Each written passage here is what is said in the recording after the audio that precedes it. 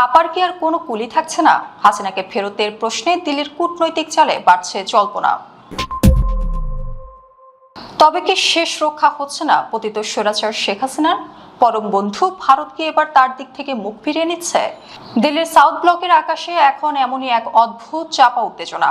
5 আগস্টের প্রবল ছাত্র জনতার গণ অভ্যুত্থানে ক্ষমতাচ্যুত হয়ে যিনি ভারতের মাটিতে পরম নিশ্চিন্তে আশ্রয় নিয়েছিলেন, সেই শেখ হাসিনাকে ঘিরেই এবার দিল্লির সুর যেন কিছুটা বদলাতে শুরু করেছে। সম্প্রতি ভারতের পররাষ্ট্র মন্ত্রণালয়ের নিয়মিত ব্রিফিংয়ে মুখপাত্র রণধীর জয়সওয়ালের মেপে মেপে বলা কয়েকটি শব্দই ঢাকার রাজনৈতিক অঙ্গনে নতুন করে বিশাল এক জল্পনার জন্ম দিয়েছে। সেদিন বিকেলের আলো ফুরোতে না ফুরোতে সাউথ ব্লকের সাংবাদিকদের উপচে পড়া ভিড়। সবার চোখে মুখে একটাই প্রশ্ন, বাংলাদেশ সরকার যে আনুষ্ঠানিকভাবে শেখ হাসিনাকে ফেরত চেয়েছে, ভারত কি তাকে ঢাকার হাতে তুলে দেবে? মাইক্রোফোনের সামনে দাঁড়িয়ে ভারতের পররাষ্ট্র মন্ত্রণালয়ের মুখপাত্র রণধীর জয়সওয়াল চিরাচরিত কূটনৈতিক দক্ষতায় জবাব দেন।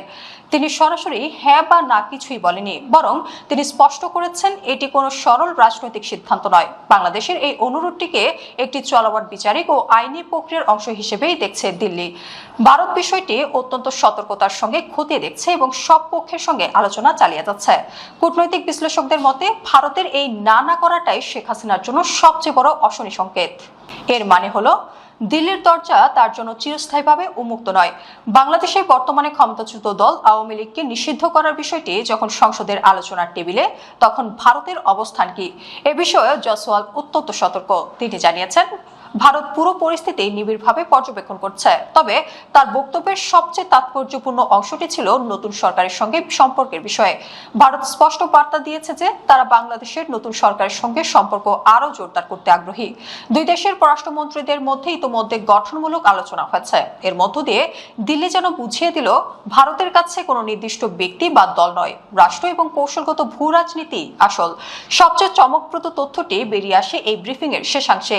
একদিকে ভারত হাসিনাকে আশ্রয় দিয়ে রেখেছে, অন্যদিকে বাংলাদেশের নতুন সরকারকে খুশি রাখতে পুরোদমে জ্বালানি কূটনীতি চালিয়ে যাচ্ছে।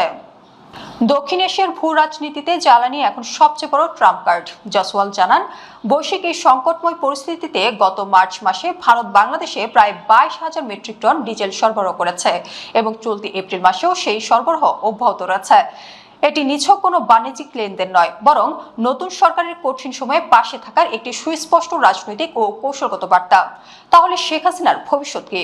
তিনি কি সত্যিই দেশে ফিরে আইনি প্রক্রিয়ার মুখোমুখি হবেন, নাকি ভারতের মাটিতে তার রাজনৈতিক জীবনের শেষ অধ্যায় লেখা হবে? উত্তরটি এখনো অজানা, কারণ ভারতের জন্য এটি এক চরম শুকনো ভারসাম্যের খেলা। একদিকে প্রতিবেশীর সঙ্গে আস্থার সম্পর্ক, অন্যদিকে আন্তর্জাতিক আইন ও নিজেদের কৌশলগত স্বার্থ। তবে দিল্লির সাউথ ব্লকের হাওয়ায় যে পরিবর্তনের গন্ধ ভাসছে, তাতে আপার কুল হারানোর সংখ্যাটা ক্রমেই ঘনীভূত হচ্ছে। সামনে হয়তো আরো বড় কোনো নাটকীয় মোড় অপেক্ষা করছে।